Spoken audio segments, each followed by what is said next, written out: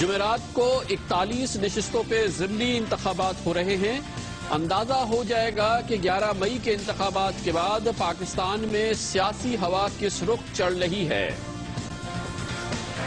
سابق صدر پرویز مشرف کے لیے ایک نئی مصیبت سامنے آئی ہے۔ اب باقاعدہ ان کو نامزد کر دیا گیا ہے بے نظیر قتل کیس میں۔ اس حوالے سے اب ان پر مقدمہ چلے گا۔ اسلام آباد میں ہونے والے ڈرامے کا ڈراپ سین کیا ہوگا فی الحال اندازہ نہیں ہو رہا، لیکن تازہ معلومات ایک بار پھر اشارہ کر رہی ہے کہ ایک بڑی سازش بنی گئی تھی۔ پنجاب میں حکومت اور مسلم لیگ نون کا یہ فیصلہ کہ بلدیاتی انتخابات غیر جماعتی بنیاد پر ہوں، اس کی شدید مخالفت کی جا رہی ہے، سیاسی رہنماؤں کی جانب سے بھی اور سول سوسائٹی کی جانب سے بھی۔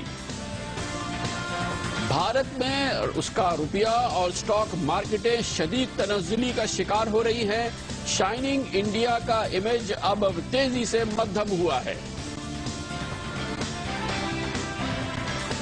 دن بھر کی اہم ترین خبروں، تبصروں اور تجزیوں کے ساتھ آپ دیکھ رہے ہیں پروگرام آج کامران خان کے ساتھ۔ السلام علیکم، میں ہوں کامران خان۔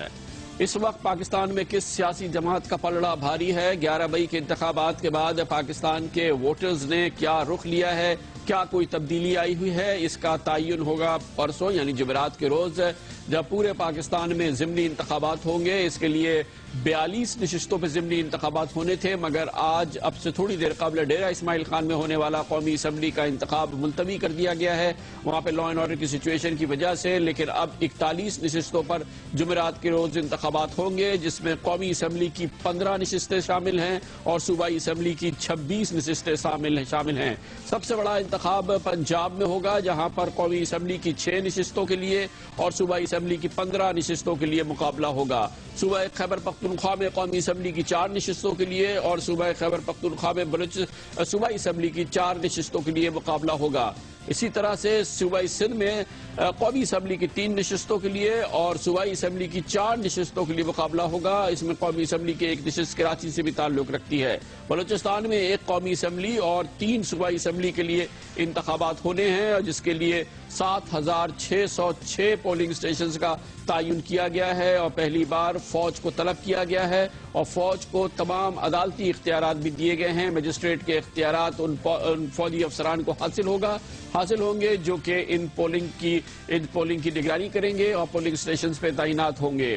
بہت اہم مقابلے ہیں، کئی جگہ پہ بہت اہم مقابلے ہوں گے، جہاں سے پتہ چلے گا کہ کس سیاسی جماعت کا پلڑا بھاری ہے۔ سب سے اہم مقابلہ ہونے جا رہا ہے پشاور میں، جہاں پر عمران خان نے اپنی نشست خالی کی ہے NA1 پشاور میں، جہاں پر اب عوامی نیشنل پارٹی کے غلام احمد بلور جو سابق وزیر بھی ہیں مقابلہ کریں گے تحریک انصاف کے گل بادشاہ کے لیے، جو کہ عمران خان کی نشست پر قومی اسمبلی کا انتخاب لڑ رہے ہیں۔ براہ راست مقابلہ ہے، تمام سیاسی جماعتیں اکٹھی ہیں تحریک انصاف کے خلاف پشاور کی اس اہم قومی اسمبلی کی نشست میں۔ اسی طرح سے NA48 اسلام آباد کا یہ بہت اہم مقابلہ ہے۔ دارالحکومت کا جاوید ہاشمی نے یہ نشست خالی کی ہے تحریک انصاف کے۔ اب مسلم لیگ نون نے اشرف گجر کو ٹکٹ دیا ہے کہ وہ تحریک انصاف کے اسد عمر کا مقابلہ کریں۔ اسد عمر کا تعلق کارپوریٹ سیکٹر سے ہے، اب متحرک سیاست میں تحریک انصاف کے پلیٹ فارم پر ہیں اور اپنا پہلا امتحان ان کا سیاسی امتحان ہوگا پرسوں، جب وہ قومی اسمبلی کی نشست NA48 پر اسلام آباد سے مقابلہ کریں گے۔ NA71 میاں والی میں عمران خان نے نشست خالی کی، یہ نشست بھی عمران خان نے خالی کی ہے۔ اب انہوں نے اپنی پارٹی کے ملک وحید خان کو قومی اسمبلی کی اس نشست کا ٹکٹ دیا ہے۔ مسلم لیگ نون کی جانب سے عبید اللہ شادیقیل اس ٹکٹ پہ مقابلہ کریں گے۔ اس نشست پر عمران خان کے امیدوار ملک وحید خان کا پیپلز پارٹی نے بھی شوکت پرویز خان کو NA71 میاں والی پر نشست دی ہے۔ ایک اور اہم مقابلہ فیصل آباد میں ہونا ہے، جو مسلم لیگ نون کے عابد علی کی وجہ سے خالی ہوئی ہے۔ مسلم لیگ نون نے میاں عبد المنان کو اب ٹکٹ دیا ہے اور ان کا مقابلہ پیپلز پارٹی کے ممتاز علی چیمہ کریں گے، جبکہ تحریک انصاف کے فیض اللہ کابو کا اس نشست پر مقابلہ کرنے جا رہے ہیں۔ شہباز شریف صاحب نے لاہور کی نشست 129 خالی کی ہے اور اب مسلم لیگ نون نے شازیہ مبشر کو ٹکٹ دیا ہے شہباز شریف کی خالی کردہ نشست پر، اور تحریک انصاف کی جانب سے منشا سندھو شازیہ مبشر کا مقابلہ کریں گی۔ پیپلز پارٹی بھی میدان میں اتری ہے اشرف بھٹی کے تھرو۔ NA177 مظفر گڑھ کی وہ ایک نشست ہے جسے سابق پاکستان پیپلز پارٹی کے رہنما جمشید دستی نے خالی کی ہے. اب انہوں نے اپنے بھائی جاوید دستی کو میدان میں آزاد حیثیت سے اتارا ہے. پیپلز پارٹی کے غلام ربانی کھر بھی اس مقابلے میں موجود ہوں گے اور تحریک انصاف کے شاہد مصطفیٰ قریشی. NA-235 سانگڑ میں مسلم لیگ فنکشنل کے صدر پیر صدر الدین شاہ کامیاب ہوئے تھے. اب انہوں نے نشست خالی کی ہے. پاکستان پیپلز پارٹی کی شازیہ مری ان کا مقابلہ کریں گی اور مسلم لیگ فنکشنل نے پیر صاحب پگارا نے خدا بخش راجڑ کو اپنا امیدوار نامزد کیا ہے. NA-236 ٹھٹا یہ نتیجہ روک لیا گیا تھا. ایک بار پھر اس میں مسلم لیگ نون نے شفقت حسین شاہ شیرازی کو ٹکٹ دیا ہے اور پیپلز پارٹی کی شمس النساء ان کا مقابلہ کریں گی. ایک اور بڑا مقابلہ ہونے والا ہے لاہور میں جو کہ حمزہ شہباز شریف نے کامیابی حاصل کی تھی. اب انہوں نے نشست خالی کی ہے. مسلم لیگ نون کے خواجہ سلمان رفیق اب مسلم لیگ نون کے کینڈیڈیٹ ہیں. پاکستان پیپلز پارٹی کے محمد ادریس اور تحریک انصاف کے وقار احمد ان کا مقابلہ کریں گے. مردان میں پیپلز پارٹی کے امیر حیدر خان ہوتی نے کامیابی حاصل کی تھی. انہوں نے نشست خالی کی ہے. اب ان کی جگہ معاف کیجیے گا امیر حیدر خان ہوتی کا تعلق ANP سے تھا. ANP کے احمد خان بہادر ہیں. جمعیت علماء اسلام کے نیاز علی یوسف زئی اور تحریک انصاف کے سید عمر فاروق. کراچی کا جو قومی اسمبلی کا ضمنی انتخاب ہو رہا ہے یہ MQM کے ساجد قریشی جنہیں کچھ عرصے قبل قتل کر دیا گیا تھا ان کی نشست خالی ہوئی ہے اور اسے MQM کے عبدالرفیق کا مقابلہ تحریک انصاف کے سلطان احمد کر رہے ہیں. پیپلز پارٹی کی جانب سے فیصل اعجاز اس مقابلے میں کینڈیڈیٹ ہوں گے. بہت اہم مقابلہ ہے اور گو کہ اس سے پاکستان میں حکومتوں پر اور پارلیمنٹ میں جماعتوں کی عددی اکثریت پر یا اقلیت پہ کوئی بہت بڑا اثر ہونے والا نہیں ہے. مگر بہرحال یہ ایک طریقہ ہوگا ایک اندازہ ہوگا کہ پاکستان میں اس وقت سیاست کس رخ پر آگے بڑھ رہی ہے. عام انتخابات کے بعد کیا عوامی رویے میں تبدیلی آئی ہے یا نہیں. صورتحال جانتے ہیں اور اس کے لیے سب سے پہلے ہم جاننے کی کوشش کرتے ہیں کہ پنجاب میں کیا ہو رہا ہے اور اس کے لیے ہمارے ساتھ ایک بار پھر موجود ہیں پاکستان ہمارے ممتاز اینکر ہمارے پروگرام میرے مطابق اور ایک دن جیو کے ساتھ کے ہوسٹ جناب سہیل بڑائچ. بہت بہت شکریہ سہیل بڑائچ صاحب. فرمائیے گا پنجاب کے انتخابات کا ایک احاطہ تو ہم نے کیا ہے مگر مزے کے انتخابات کہاں ہونے جا رہے ہیں اور ان کی امپورٹنس کیا ہے, اس کے نتائج کے کیا اثرات ہوں گے؟ عام طور پر جو حکومت برسر اقتدار ہوتی ہے ضمنی انتخابات میں اس کا زیادہ چانس ہوتا ہے جیتنے کا. لوگوں کی توقعات ہوتی ہیں کہ حکومت بن چکی ہے اور اب اس سے فائدے لینے کا اس سے کام نکلوانے کا وقت ہے, اس لیے حکومتی امیدوار کی پوزیشن بھی مضبوط ہوتی ہے. پھر چونکہ وہ حکومت کے پاس اقتدار ہوتا ہے تو وہ اپنے امیدوار کو فائدہ بالواسطہ یا براہ راست فائدہ دینے کی پوزیشن میں بھی ہوتی ہے. تو جو دلچسپ مقابلوں کی آپ نے بات کی ہے تو ایک دلچسپ مقابلہ تو ہے PP-243 میں ڈیرہ غازی خان میں, جہاں دو سگے بھائی سیف الدین کھوسا اور حسام الدین کھوسا جو ہیں وہ ایک دوسرے کے مد مقابل ہیں اور سردار ذوالفقار کھوسا جو ہیں وہ اپنے بیٹے حسام الدین کھوسا کی حمایت کر رہے ہیں اور جبکہ سیف الدین کھوسا جو ہیں وہ ان کے مقابلے میں ہیں, وہ بھی سگے بیٹے ہیں. اور ایک دوسرا جو مقابلہ دلچسپ ہے وہ 3 وٹوز کے درمیان ہے PP-193 جس میں میاں منظور وٹو صاحب کے صاحبزادے خرم جہانگیر وٹو کے مقابلے میں نور الامین وٹو اور ان کے ستیلے بھائی ظفر یاسین وٹو مد مقابل ہیں. نور الامین وٹو صاحب جو ہیں ان معین وٹو صاحب کے بھائی بھی ہیں اور ان کو نون کا ٹکٹ ملا ہے, جبکہ میاں یاسین وٹو کے جو بیٹے ہیں ظفر یاسین یہ آزاد الیکشن کانٹیسٹ کر لیں.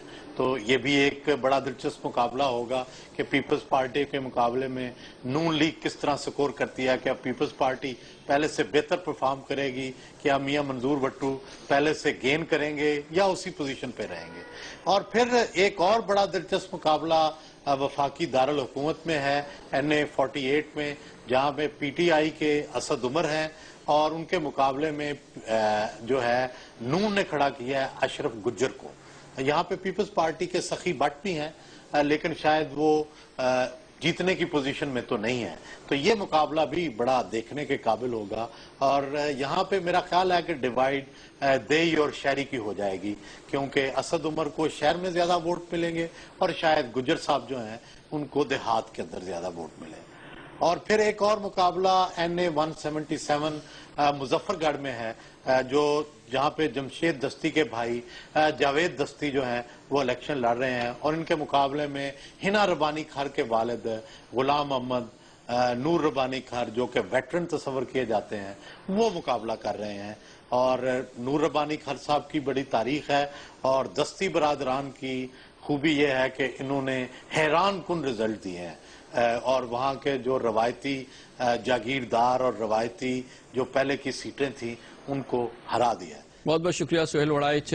مزے کے مقابلے ہیں جو کہ پنجاب میں ہونے جا رہے ہیں۔ صوبہ خیبر پختونخوا کا رخ کرتے ہیں، جہاں پر ایک بار پھر دھواں مقابلہ ہے اور انتہائی سخت اور انتہائی ٹینشن والا ماحول ہے، جہاں پر تحریک انصاف اور جمعیت علماء اسلام ایک دوسرے کا ایک بار پھر مقابلہ کر رہے ہیں اور ایک دوسرے کی مخالفت میں کوئی کسر نہیں اٹھا رکھ رہے۔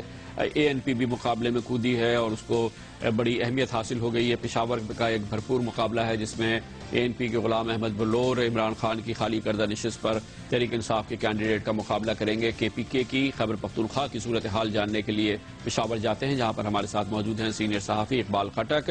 خٹک صاحب بتائیے گا KPK میں کیا اہم مقابلے ہونے جا رہے ہیں اور اس کے کیا اثرات ہوں گے KPK کی پختونخوا کی سیاست پر؟ دیکھیں، ضمنی انتخابات پاکستان کے دوسرے حصوں میں بھی ہو رہے ہیں، لیکن جو دلچسپی خیبر پختونخوا میں پیدا ہوئی ہے وہ دو اہم رہنماؤں کے درمیان جو سرد جنگ شروع ہوئی ہے، مولانا فضل الرحمان JUI کے جو سربراہ ہیں اور عمران خان جو پاکستان تحریک انصاف کے سربراہ ہیں۔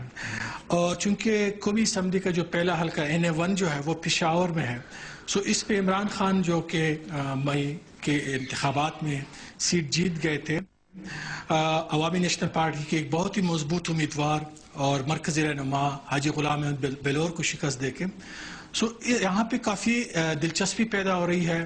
اور دیکھنا یہ ہے کہ جو پہلے 3 مہینے ہیں PTI کی حکومت کے صوبے میں، کیا وہ ان کو ان ضمنی انتخابات میں اچھے نتائج دلا سکے گی، یا جو اپوزیشن ہے جس میں بہت ساری جماعتیں اکٹھے ہو گئی ہیں PTI کے خلاف، وہ کس طرح PTI کو 3 مہینوں کے اندر ضمنی انتخابات میں شکست یا گرانے کی کوشش کرتے ہیں۔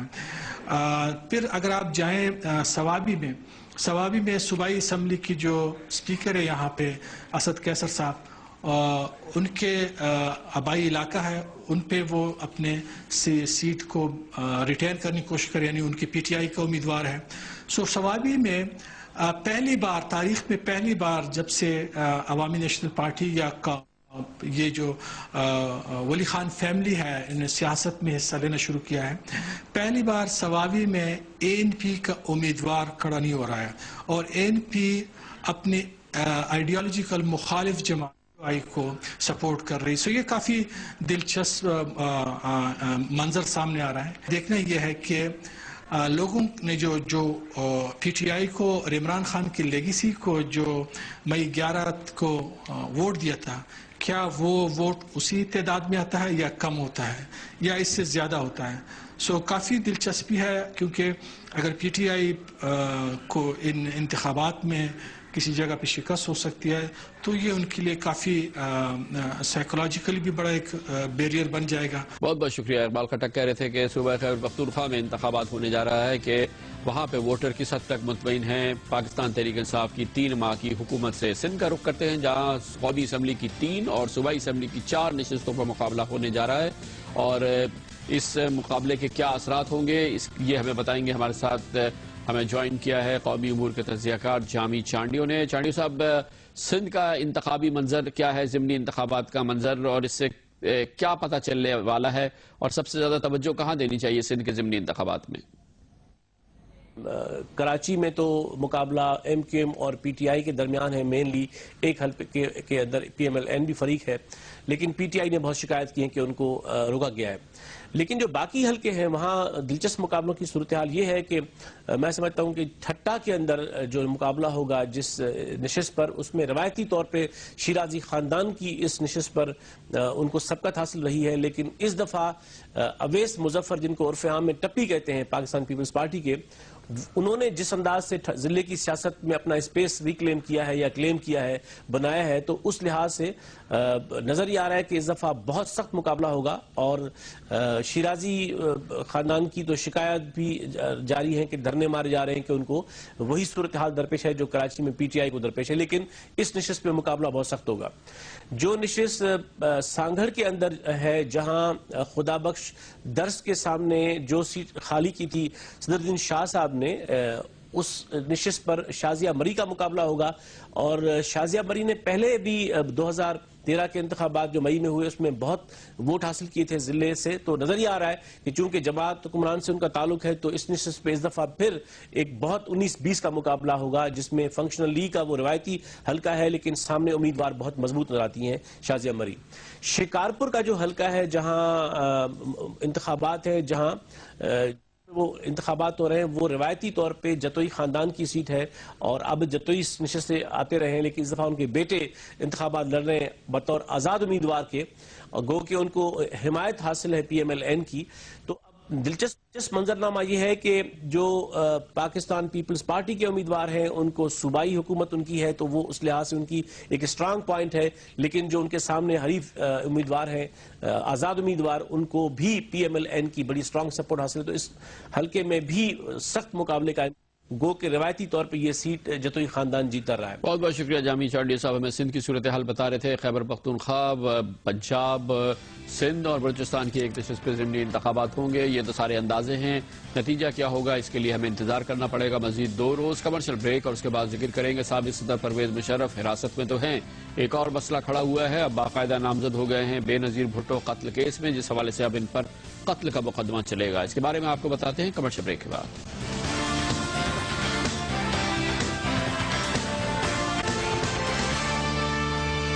Welcome back. سابق صدر پرویز مشرف جو پچھلے کئی ماہ سے اسلام آباد میں اپنے فارم ہاؤس میں زیر حراست ہیں یا نظر بند ہیں، ان پر ایک نیا معاملہ سامنے آیا ہے، ان کی پریشانی میں اضافہ ہوا ہے۔ آج باقاعدہ طور پہ ان کا نام ان ملزمان میں شامل کر لیا گیا ہے جو کہ محترمہ بے نظیر بھٹو کے قتل میں ملوث بتائے گئے ہیں۔ اب جناب پرویز مشرف ان ملزمان کی فہرست میں شامل ہو گئے ہیں، اور اس راولپنڈی کی انسداد دہشت گردی کی عدالت میں اب ان کا ان ملزمان کے ساتھ باقاعدہ مقدمہ چلایا جائے گا۔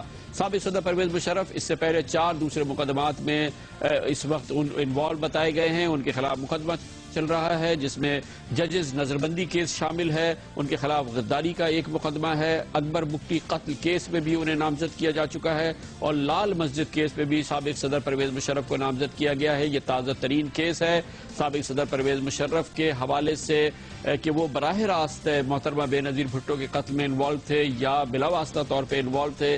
اس سے قبل اس سلسلے میں کوئی مضبوط اور ٹھوس ثبوت سامنے نہیں آیا تھا۔ اس سے پہلے جو ملزمان گرفتار کیے گئے تھے اس حوالے سے پاکستان پیپلز پارٹی باقاعدہ کہتی رہی تھی، جس کی حکومت تھی، کہ یہ پوری سازش بے نقاب ہو گئی ہے اور اس کے تمام کردار بے نقاب ہو چکے ہیں۔ اب جو ملزمان جناب پرویز مشرف کے ساتھ شامل کیے گئے ہیں ان میں راولپنڈی کے اس وقت کے ڈی آئی جی سعود عزیز اور اس وقت کے ایس ایس پی خرم شہزاد بھی شامل ہیں۔ اس کے علاوہ 4 دوسرے انتہا پسند گروہ کے لوگ بھی بتائے جاتے ہیں۔ کہا یہ گیا ہے کہ باقاعدہ طور پہ اس پورے منصوبے کی کے معمار بیت اللہ محسود تھے، جنہیں امریکی ڈرون حملے میں ہلاک کیا گیا، اور ان کا تعلق تھا القاعدہ کے کسی رہنما سے جس کا نام مصری بتایا گیا تھا۔ سب سے اہم بات یہ ہے کہ اپنے دور حکومت میں بارہا پاکستان پیپلز پارٹی کی اعلیٰ ترین قیادت یہ کہتی رہی تھی کہ پرویز مشرف قتل کیس حل ہو چکا ہے، اس کے مرکزی ملزمان گرفتار ہو چکے ہیں اور سازش بھی پوری طرح سے بے نقاب ہو چکی ہے۔ یہ بات پیپلز پارٹی کی جانب سے اعلیٰ ترین سطح پر بارہا آتی رہی تھی۔ ظالموں نے آپ کو شہید کیا، اس کو ہم نے ایک سوچ کا نام دیا، جس کو آپ نے سوچ کا نام دیا۔ ہمارا قاتل کوئی افریدی نہیں، ہمارا قاتل اگر بیت اللہ ہے تو بیت اللہ ہے، مگر وہ افریدی نہیں، وہ کوئی پشتون نہیں، وہ ایک سوچ کا مالک ہے، وہ ایک سوچ کا مالک تھا، اور اب وہ اس دنیا میں نہیں ہے، مگر ہم نے اسے نہیں مارا۔ آپ نے ہمیں یہ نہیں سکھایا کہ خون کا بدلہ خون سے رہتا ہے۔ ابھی یہاں نعرہ لگ رہا تھا کہ بی بی ہم شرمندہ ہیں، تیرے قاتل زندہ ہیں۔ میں آپ کو بتانا چاہتا ہوں وہ بیت اللہ محسود تھے جنہوں نے محترمہ پر ٹارگٹ کیا تھا۔ آج میں پوچھنا چاہتا ہوں بیت اللہ محسود کہاں ہے؟ और हमें साउथ वजीरिस्तान पे हमने मिलिट्री एक्शन किया।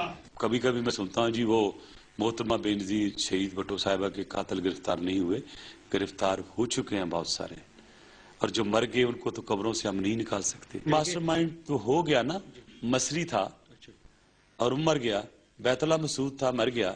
बारहा कहा जा रहा है पाकिस्तान पीपल्स पार्टी की जानिब से कि ये पूरी साजिश बैतुल्लाह मसूद ने बनी थी। ये सिर्फ पाकिस्तान पीपल्स पार्टी की जानिब से नहीं कहा गया है, अमेरिका में भी सरकारी तौर पे इस बात का इख्तराफ किया गया है, इस बात के शवाहिद पेश किए गए हैं कि ये पूरी साजिश दरअसल बैतुल्लाह मसूद की थी। लेकिन अब जो तहकीकात सामने आई है उसमें साबिक सदर परवेज मुशर्रफ को इस कत्ल में शामिल किया गया है। इसके हवाले से क्या ठोस शवाहिद और सबूत हैं जो अदालत में पेश किए जा सकते हैं, ये सब कुछ जानने के लिए इस्लामाबाद जाते हैं, जहाँ पर मौजूद हैं हमारे सीनियर कॉरेस्पॉन्डेंट एजाज सैयद। बहुत बहुत शुक्रिया एजाज। ये बताइएगा कि साबिक सदर परवेज मुशर्रफ के खिलाफ क्या सबूत हैं जिसकी बुनियाद पर कहा गया है कि वो बेनजीर भुट्टो के कत्ल में मुलव्विस हैं, और अदालत में किस तरीके से साबित किया जाएगा ये बात? कामरान साहब, अगर सबूत देखे जाएं तो सबूत फिलहाल FIA के पास कोई ठोस सबूत मौजूद नहीं है कि जिसमें कहा जाए, FIA कह सके कि परवेज मुशर्रफ ही बेनजीर भुट्टो कत्ल केस के असल किरदार हैं जिन्होंने ऐसा किया।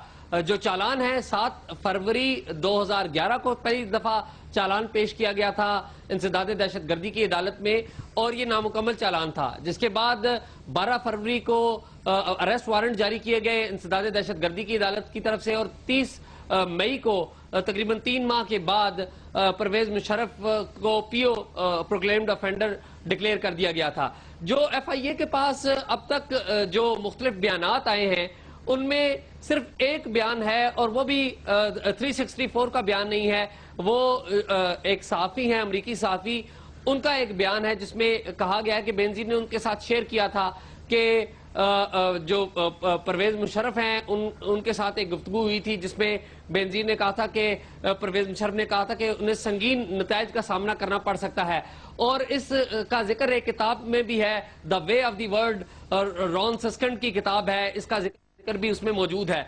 तो अमरीकी जो सहाफी हैं उनके स्टेटमेंट के ऊपर और एक किताब में जो जिक्र है, बेसिकली उस किताब से ये पता चला था कि अमरीकी सहाफी के पास कोई इस तरह की मालूमात है। तो एक FIA के जो एहलकार हैं ये बैरून मुल्क गए भी थे, अमरीकी सहाफी का स्टेटमेंट लेकर आए थे। तो बुनियादी तौर पे FIA के पास जो ठोस के तौर पर या इल्जाम के तौर पर अगर कोई चीज मौजूद है तो वो एक स्टेटमेंट है। लेकिन ये कहा कि इसी तरह की एक बात ये थी कि मोहतरमा ने आने से बिल्कुल कबल एक खत बाकायदा तहरीर किया था परवेज मुशर्रफ साहब को, और जो कि CNN में और सारी दुनिया में गया था, जिसमें उन्होंने बाकायदा तौर पे नामजद किया था। उन्होंने कहा कि अगर उनका कत्ल हो जाता है तो उस वक्त के IB के सरबरा, साबिक DG ISI और परवेज इलाही साहब के 3 नाम उन्होंने बाकायदा दिए थे। क्या उसको नजरअंदाज किया गया है, उस खत को, और ये मार्क सीगल के स्टेटमेंट को तस्लीम किया गया है? इसकी क्या वजूहात है?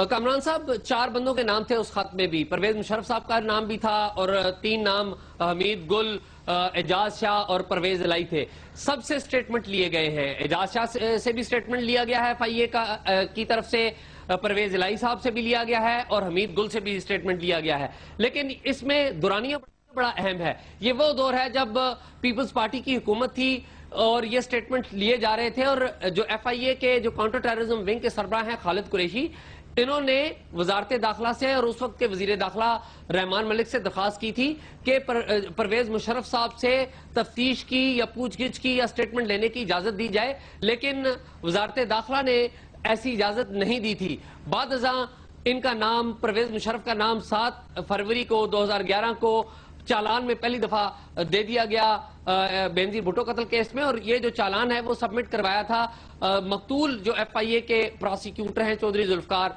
जिनका अभी 3 मई को इस्लामाबाद में बेईमाना अंदाज में कत्ल हुआ है। अच्छा, अब ये मुकदमा गर्दी की अदालत में चलेगा, और क्या ये तेजी से समाअत होगी इस मुकदमे की? कामरान साहब, आज इंसदाद दहशतगर्दी की अदालत में फर्द जुर्म आयद की गई है परवेज मुशर्रफ के ऊपर। अब ये मुकदमा अपने हतमी नतीजे की तरफ तेजी से बढ़ेगा, जिसके बाद अदालत फैसला देगी और इस बात का तयन होगा अदालत की तरफ से कि आया परवेज मुशर्रफ मुलजम हैं या नहीं, मुजरम हैं या मुलजम हैं या नहीं है। بہت بہت شکریہ اعزاز سید ہمارے ساتھ تھے. آج انسداد دہشت گردی کی عدالت میں جس وقت یہ فرد جرم عائد کی گئی، جناب پرویز مشرف سابق صدر بھی عدالت میں حاضر تھے، اور اب یہ اس مقدمے کی اگلی سماعت 27 اگست کو ہونے والی ہے. اس مقدمے میں چھوٹے ہیں یا ان کو سزا ہو. 4 دوسرے مقدمات ہیں جو کہ زیر سماعت ہیں سابق صدر پرویز مشرف کے خلاف. کمرشل بریک اور اس کے بعد ذکر کریں گے اسلام آباد میں ہونے والا 5.5 گھنٹے طویل ڈرامہ. پہلے ہی لگتا تھا کہ یہ سازش کے علاوہ کچھ نہیں ہے. اب حکومت کی جانب سے ایسے ثبوت سامنے لائے گئے ہیں جس میں نہ صرف سازش بلکہ بہیمانہ سازش کی بو آ رہی ہے. اب یہ معاملہ کدھر آگے بڑھے گا اور اسلام آباد ڈرامے کا ڈراپ سین کہاں کب کیسے ہوگا، اس کو جاننے کی کوشش کریں گے کمرشل بریک کے بعد.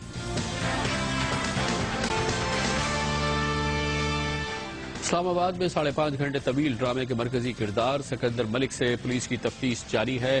اس سلسلے میں تازہ ترین معلومات کے مطابق یہ کہا گیا ہے کہ ملزم سکندر کے تعلقات دراصل لشکر طیبہ سے تھے، جماعت الدعوہ سے تھے، اور 1990 میں وہ باقاعدہ طور پر لشکر طیبہ کے ساتھ منسلک رہا ہے. اب سے تھوڑی دیر قبل لشکر طیبہ اور جماعت الدعوہ کی جانب سے اس الزام کی سختی سے تردید کی گئی ہے. لشکر طیبہ کے ترجمان نے کہا ہے کہ ملزم سکندر ملک کا کبھی بھی لشکر طیبہ سے یا جماعت الدعوہ سے تعلق نہیں رہا ہے. انہوں نے کہا کہ ملزم سکندر ملک منشیات کا عادی رہا ہے، اور منشیات کا عادی کوئی شخص بھی ہماری جماعت کے ساتھ کسی صورت میں بھی منسلک نہیں ہو سکتا ہے. اس کے علاوہ لشکر طیبہ نے ببانگ دوہل دو ٹوک انداز میں کہا ہے کہ اسلام آباد میں ہونے والا واقعہ کھلی اور سراسر دہشت گردی ہے، اور سکندر ملک ہی اس کا براہ راست ذمہ دار ہے اور اس کو دہشت گردی میں ملوث ہوا ہے اسلام آباد میں اس واقعے میں حصہ لے کر. دوسری جانب اس حوالے سے جو اہم اور سنسنی خیز انکشافات سامنے آئے تھے اس سلسلے میں تازہ ترین معلومات سامنے نہیں آ رہی، مگر اس کی وجہ سے سوالات، شکوک اور شبہات جنم لے رہے ہیں کہ دراصل سکندر ملک کو کس نے استعمال کیا، کس نے اسے 8 لاکھ روپے دیے، کہاں پہ اس نے تربیت حاصل کری، اور آخر اس نے کیوں یہ 5.5 گھنٹے طویل ڈرامہ رچایا. اس سلسلے میں سب سے اہم انکشافات کل قومی اسمبلی میں وفاقی وزیر داخلہ جناب چودھری نثار علی خان نے کیے تھے. ان تمام انکشافات کو چونکا دینے والی باتیں بتایا گیا تھا. ہمارا پہلا جو خیال تھا کہ ہی از ایکٹنگ الون، یہ اکیلے میں کارروائی کر رہا ہے، یہ درست ثابت نہیں ہوا. ہمیں اس شخص کے باتوں کی انٹروگیشن سے، تفتیش کے بعد، اس کی بیوی سے تفتیش کے بعد، ان کے فون کالز کو لینے کے بعد پولیس نے دن رات، کل پوری رات اس پہ تفتیش ہوتی رہی، اور فوری طور پر کچھ لوگ آئیڈینٹیفائی ہوئے. رات کو ایک ہماری پولیس ٹیم اے جی کے گئی، وہاں ایک ایل او سی پہ، لائن آف کنٹرول پہ، ایک ہیڈ کانسٹیبل، ایک پوسٹ کا انچارج تھا، اس شخص کو جو پولیس میں ایک اہلکار ہے اس کو گرفتار کیا گیا ہے. اسی طریقے سے حافظ آباد میں ایک شخص اور اس کے ساتھ اس سے زیادہ اہم ایک سو کالڈ ایک ریلیجس بیک گراؤنڈ کا بھی آدمی، جس کے بہت واضح قسم کے شواہد سامنے آئے ہیں، اسے بھی ہم نے رات کو، پولیس نے رات کو حافظ آباد سے اریسٹ کیا ہے، اور ان کے گھر سے جو شواہد ملے ہیں وہ کافی تشویشناک ہے. تیسری اریسٹ ہوئی ہے جس شخص سے اس نے دونوں آٹومیٹک ویپنز خریدے تھے. جو یہ آخری حصہ ہے یہ بہت تشویشناک ہے. اس کے کوئی انٹرنیشنل امپلیکیشنز بھی ہیں. کچھ نام بھی ہمارے سامنے آئے ہیں، کچھ انٹیلیجنس ادارے بھی ہمارے سامنے ہیں، کچھ بڑے نام یہ ابھی کوروبریٹ ہونے ہیں، اور میں نام بھی نہیں لیتا اور میں زیادہ مزید نہیں کہتا، جو بڑے مابسٹرز ہیں پاکستان کی بھی حدوں سے باہر، ان کا خود انہوں نے نام لیا ہے، کچھ افسروں کا بھی نام لیا ہے. تو اس وقت تک جو شواہد سامنے آ رہے ہیں کہ یہ معاملہ اتنا سمپل نہیں ہے. اس کے کچھ ہینڈلرز ہیں، اس کے تانے مانے ابو دھابی کی طرف، ابو دھابی حکومت کی طرف سے نہیں، میں واضح کرنا چاہتا ہوں. تو اس پہ دن رات تحقیقات ہو رہی ہے، اہمیت کی بات یہ ہے کہ اس واقعے سے صرف 3 دن قبل جناب چودھری انصار علی خان نے ایک علیحدہ پریس کانفرنس میں پاکستان میں جو اس وقت دہشت گردی کے حوالے سے حالات ہیں انہوں نے کہا تھا کہ اگر یہ لوگوں کے سامنے لائے جائیں تو پوری قوم انتہائی پریشان ہو جائے گی. میں کئی چیزیں آپ کے سامنے اس لیے نہیں رکھ سکتا کہ شاید اس سے مایوسی پھیلے گی. میں کئی آپ کو حالات و واقعات بتاؤں تو آپ حیران اور پریشان ہو جائیں. ہم اس قوم کی بقا کی جنگ لڑنے چلے ہیں، خواہ وہ پیس کا ہو اور خواہ وہ جنگ کا ہو. آج تحقیقات میں کیا رخ سامنے آیا ہے اور کس حد تک یہ آگے بڑھی ہے، یہ پوچھنے کے لیے اسلام آباد میں ہمیں جوائن کیا ہے ہمارے بیورو چیف رانا جواد صاحب نے. بہت بہت شکریہ. جواد صاحب بتائیے گا کہ کل جو اہم انکشافات جناب چودھری انصار علی خان کی پریس کانفرنس میں آئی تھی، اب کیا پتہ چلا اس شخص کے بارے میں؟ کتنی ہمیں معلومات ہے؟ اس کی ٹریننگ کہاں تھی؟ اس کے ماسٹر مائنڈ کون تھے؟ اس کا موٹیو کیا تھا؟ اس کے متعلق جو اس نے اپنے بیانات دیے ہیں وہ اس کے مطابق یہ لشکر طیبہ کا ایک رکن تھا. اس نے 1990 کی دہائی میں ایک مظفر آباد میں ایک ٹریننگ کیمپ میں اس نے اپنا ٹریننگ لی تھی اور اس کے بعد لیکن اس نے کسی اسی چیز کا اعتراف نہیں کیا کہ اس نے کسی جہادی کارروائی میں حصہ لیا ہو. اس کے بعد یہ دبئی چلا گیا تھا، مڈل ایسٹ ابوظہبی صاحب، وہاں پہ جا کے اس نے اپنا کاروبار قائم کیا اور اس کے بعد اس کے روابط جو تھے وہاں پہ بھی قائم تھے. کچھ لوگ اس کے پاس جاتے تھے، یہ میٹنگز وغیرہ بھی وہاں پہ اٹینڈ کرتا تھا، اس کا پاکستان بھی آنا جانا تھا. اس کے بعد یہ چند سال پہلے جب واپس آیا پاکستان تو اس کے بعد یہ وہاں پہ اس کے کوئی حالات خراب ہو گئے، اس کے اوپر کوئی میرا خیال ہے مشکوک قرار دیا گیا تھا اس کو. جب یہ پاکستان آیا تو یہاں پہ آ کے اس کے کوئی روابط جو تھے، تنظیم تو چونکہ ختم ہو چکی تھی 2001 کے بعد، اس تنظیم کا پاکستان میں وجود نہیں رہا، کالعدم ہو چکی ہے. تو یہاں پہ اس نے اس کے متعلق یہ تھا کہ اس نے کوئی خاص کام نہیں کیا، بس ایسی بے روزگار سا پھرتا تھا اور پیسوں کے ہاتھوں کافی تنگ تھا. اس کی بیوی جو تھی وہ اس کا تعلق بھی ایک مخصوص مذہبی رجحانات سے تھا. اس کے بعد اس کے تعلقات جو تھے، یہ جو اب اس نے بیان میں کہا ہے کہ اس نے اپنا 1 ماہ پہلے تقریباً یہ گیا تھا لائن آف کنٹرول پہ بھی اور وہاں پہ بھی اس نے کچھ لوگوں سے ملاقاتیں کی. اس کے بعد اس کے پاس اچانک 7-8 لاکھ روپے آتا ہے اور اس کے بعد یہ ایک اسلحہ 2 بندوقیں خریدتا ہے، بلٹس خریدتا ہے اور اس کے بعد یہ اسلام آباد کی طرف آ کے یہاں پہ ایک جو ہے نا 15 اگست کو ڈرامہ سٹیج کرتا ہے. تو جو اس کے بیانات، اس کے دعوے جو ابھی تک سامنے آئے وہ یہ ہیں، لیکن ان کو ظاہر ہے ویریفائی کر رہی ہے سیکیورٹی ادارے بھی اور پولیس بھی اس کو ویریفائی کر رہی ہے کہاں تک ان کے اندر سچائی ہے. جو ایک بات بڑی اہم تھی کہ جب یہ جناح ایونیو پہ تھا تو یہ ٹیلی فون پہ مسلسل رابطے میں تھا. کچھ تو یہ صحافیوں سے بھی بات کر رہا تھا، کچھ دوستوں سے، کچھ اپنے لوگوں سے بھی بات کر رہا تھا اور اس میں یہ کہتا تھا کہ میں اس وقت شاعر دستور کو قبضے میں کر کے بیٹھا ہوا ہوں. تو بظاہر اس کا خیال یہ تھا کہ جناح ایونیو میں نہیں بلکہ شاعر دستور جو ہمارے پیچھے مین پارلیمنٹ کی روڈ ہے اس کے اوپر کھڑا ہوا ہے. تو لگتا ہے ایسے ہی ہے کہ یہ ایک مقصد کے لیے آیا تھا، لیکن ابھی تک اس کے مقصد کے پیچھے اس کے ماسٹر مائنڈ کون تھا، اس کے تھے، یہ ابھی تفتیش جو ہے باقی ہے. اچھا، اور یہ جو کل چودھری نثار صاحب نے ابو دھابی کے حالیہ کنیکشن کی اس نے بات کی تھی، انہوں نے کہا تھا کہ ظاہر ہے کہ حکومت متحدہ عرب امارات سے اس کا کوئی تعلق نہیں، لیکن یہ ابو دھابی کنیکشن کیا ہے؟ دیکھیں، اس سے پہلے بھی یہ شواہد ملے ہیں کہ وہ جو علاقہ ہے مڈل ایسٹ کا، اس کے اندر انفلوئنس جو ہے وہ بہت ساری ہوسٹائل انٹیلیجنس ایجنسیز کا بھی ہے اور اگر یہ وہاں پہ رہا تو اس کو کسی نے کلٹیویٹ تو نہیں کر لیا، کیونکہ یہاں سے یہ بقول اس کے یہ ایک ٹریننگ لے کے مجاہد بن کے گیا تھا اور ایک ایسی تنظیم کا فرد تھا اس وقت 1990 میں جو کہ اس وقت انٹرنیشنلی اور ہندوستان کے حوالے سے بڑی امپورٹنٹ ہے. تو ہو سکتا ہے کہ وہاں پہ اس نے ایسے روابط بنائے ہو جنہوں نے اس کو لانچ کیا ہو پاکستان میں اور اس طرح کی کوئی سچویشن پیدا کی ہو. لیکن یہ بات جو ہے، جو اس کی بات چیت ہوئی ابوظہبی میں، ظاہر ہے پاکستان کی ایجنسیز پروب کر رہی ہیں، اس کو ٹائم لگے گا. بہت بہت شکریہ رانا جواد ہمارے ساتھ ہے. کمر سے بریک اور اس کے بعد ذکر کریں گے پنجاب میں حکومت کا یہ فیصلہ، پاکستان مسلم لیگ نون کا فیصلہ کہ بلدیاتی انتخابات غیر جماعتی بنیاد پہ کیے جائیں. ان کی سیاسی جماعت بھی کھل کر مخالفت کر رہی ہے. سول سوسائٹی بھی مسلم لیگ نون سے پوچھ رہی ہے کہ جمہوری دور میں جمہوری حکومت انتخابات کرائے اور غیر جماعتی بنیاد پر. اس حوالے سے بات کرتے ہیں کمر سے بریک کے بعد. Welcome back. پنجاب میں پیچیدہ سیاسی صورتحال جنم لے رہی ہے. وہاں پہ فیصلہ کیا ہے پاکستان مسلم لیگ نون نے کہ آئندہ بلدیاتی انتخابات پنجاب میں غیر جماعتی بنیادوں پر کیے جائیں. دوسرے صوبے کہتے ہیں کہ جماعتی بنیاد پر انتخابات کیے جائیں. اپوزیشن کی جماعتیں جس میں تحریک انصاف، پاکستان پیپلز پارٹی، جماعت اسلامی، پاکستان مسلم لیگ قاف وغیرہ شامل ہیں، شدید احتجاج کیا ہے اور اس معاملے نے اپوزیشن کو متحد کر دیا ہے. غیر جماعتی بنیاد پہ انتخابات کرانا ایک غیر جمہوری روش بتایا گیا ہے اور اس پہ اختلاف کی جماعتوں نے کہا ہے کہ اس کے خلاف بھرپور احتجاج چلائیں گے اور تحریک چلائی جائے گی. اس سلسلے میں سب سے آگے اور سب سے نمایاں بیان خود تحریک انصاف کے سربراہ جناب عمران خان نے دیا. میں اس کی سخت تنقید کرتا ہوں. یہ کرپشن کے دروازے کھولنے کی بات ہے. لوگوں کو خریدا جائے گا، لوگوں کو جب آپ جماعت کے ساتھ نہیں رکھیں گے تو لوگوں کا نظریہ کیا ہے؟ یہ ضیاء الحق نے 85 کے الیکشن میں پاکستان کی سیاست تباہ کی، تب سے کرپشن آسمانوں پہ پہنچی. لوگوں کا نظریہ نہیں تھا، انہوں نے قیمتیں لگ گئیں، بولیاں لگیں. اب پھر یہ سارے ان کو غیر جماعتی جو بھی الیکٹ ہو کے آئے گا اس کو خرید لیں گے. یہ بالکل غلط ہے. یہ کرپشن کے دروازے کھولنے کا ہے. یہ بنیادی کے اصولوں کے خلاف ہے.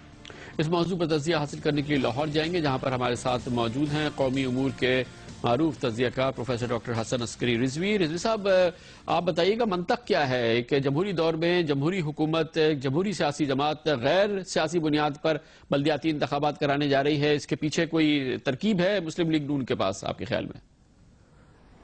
دیکھیے، اصولی طور پر انتخابات جماعتی بنیاد پر ہونے چاہیے، لیکن یہاں 3 فیکٹر ہمیں پنجاب میں نظر آتے ہیں جس کی وجہ سے انہوں نے یہ فیصلہ کیا ہے. پہلا فیکٹر یہ ہے کہ پارٹی کے لوئسٹ لیول پہ فیکشنلزم ہوتا ہے. تو جب پارٹی لیس الیکشن کراتے ہیں تو پارٹی فیکشنلزم سے دور رہتی ہے اور مختلف فیکشنز ایک دوسرے کے خلاف لڑتے رہتے ہیں. فلوٹنگ کمپٹیشن ہوتا ہے. اور دوسرا اس کا فائدہ یہ ہے کہ جب الیکشن ہو جاتے ہیں تو رولنگ پارٹی تمام نہ کہیے تو بیشتر لوگوں کو اپنے اندر لے لیتی ہے، کیونکہ لوگوں کو جو فنڈنگ ملنی ہوتی ہے وہ رولنگ پارٹی سے ملتی ہے اور رولنگ پارٹی کو بڑی آسانی سے نان پارٹی الیکشن میں لوگوں کو اپنی طرف کھینچ لیتی ہے.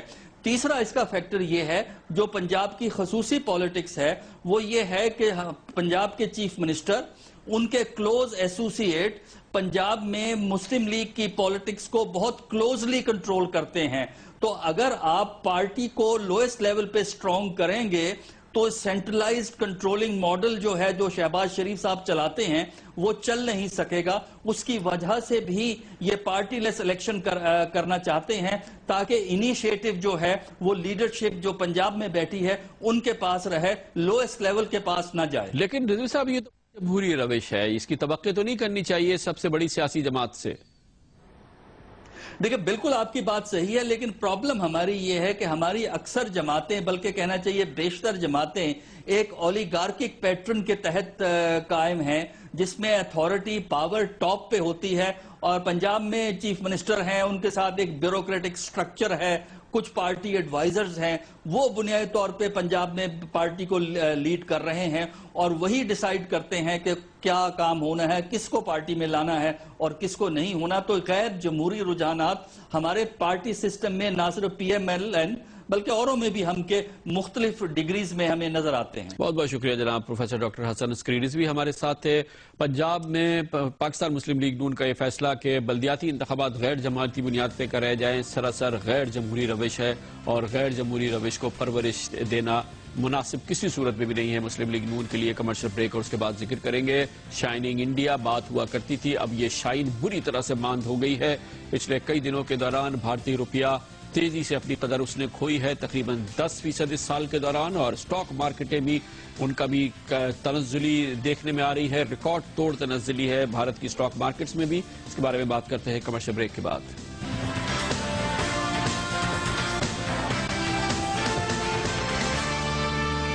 شائننگ انڈیا یہ تاثر ہوا کرتا تھا، مگر اس سال کے دوران یہ شائن بری طرح سے زائل ہو چکی ہے. اب یہ شائن ماند پڑ چکی ہے. اس کی مثال معیشت میں بھی نظر آ رہی ہے، بھارت میں کاروبار میں بھی اور سیاسی صورتحال بھی۔ بھارتی روپیہ اس سال کے دوران اب تک تقریباً 16.5% اپنی قدر کھو بیٹھا ہے۔ 1 جنوری کو بھارتی روپیہ ڈالر کے مقابلے میں 54.5 روپے کا تھا، جو کہ اب آج ایک کاروبار کے دوران تقریباً 64 روپے کا ہو گیا تھا اور آخر میں 63.20 پیسے پہ بند ہوا ہے۔ 15.5% گراوٹ صرف اس سال میں ہو چکی ہے۔ اسی طرح سے بھارتی سٹاک مارکیٹ میں سینسیکس انڈیکس میں 1267 پوائنٹ کی اس سال میں کمی ہوئی ہے۔ 7.5% بھارتی سٹاک مارکیٹ میں صرف اس سال کے دوران گراوٹ آئی ہے۔ 22 مئی سے اب تک تقریباً $10 ارب کا غیر ملکی سرمایہ بھارت سے نکل چکا ہے اور مجموعی صورتحال جاری خسارے کے حوالے سے بھی تیزی سے خراب ہوئی ہے، جس کی وجہ سے بھارت میں بے روزگاری میں بھی شدید اضافہ ہوا ہے۔ بھارت کی کریڈٹ ریٹنگ کو بھی کم کیا جا رہا ہے۔ دوسری جانب بھارت میں عدم تحفظ اور سیاسی عدم توازن پیدا ہو رہا ہے، جس کی وجہ انتخابات ہے۔ انتخابات کے حوالے سے بھارت میں یہ خدشہ عام ہے، خاص طور پہ اقلیتوں میں، مسلمانوں میں بھی، کہ اگر آئندہ انتخابات میں بی جے پی کامیاب ہوتی ہے تو بھارت میں انتہا پسندی اور عدم رواداری میں شدید پرابلمز آئیں گے اور مسلمانوں کو اور دوسری اقلیتوں کے لیے آئندہ آنے والا اس سال اچھے نہیں ہوں گے، نہ ہی اقلیتوں کے لیے، مسلمانوں کے لیے، بھارت کی مجموعی تاثر کے لیے، کاروبار کے لیے اور معیشت کے لیے۔ اسی لیے کہا جا رہا ہے، اور نہ صرف یہ کہ بین الاقوامی میڈیا بلکہ بھارتی میڈیا بھی کہہ رہا ہے کہ اب شائننگ انڈیا والی بات فی الحال ختم ہو گئی ہے۔ اس کے ساتھ ہی ہمارے آج کے پروگرام کا اختتام ہوتا ہے۔ کل آپ سے پھر ملاقات ہوگی۔ کل تک کے لیے کامران خان کو اجازت۔ اللہ حافظ و ناصر۔